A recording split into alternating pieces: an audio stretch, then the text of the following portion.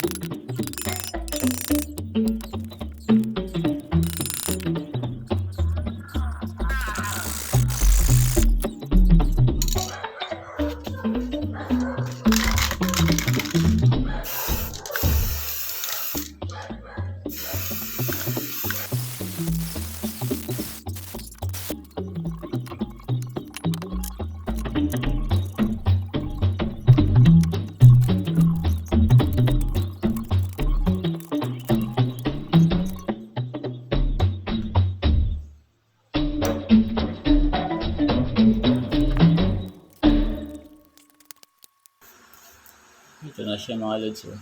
May kabit na pala natin mga lods. Ayan. Ito yung purpose niya. Para yung upuan may tukod. Ayan. Ayan, para umangat siya. Ayan. Ito yung style niya. Ayan mga lods. Ganyan lang siya. Tapos, pagbaba mo ganyan. Ayan, flat na. Nagawa natin paraan para ayan, meron tayong adjust din yung upuan. Ayan. Ayan.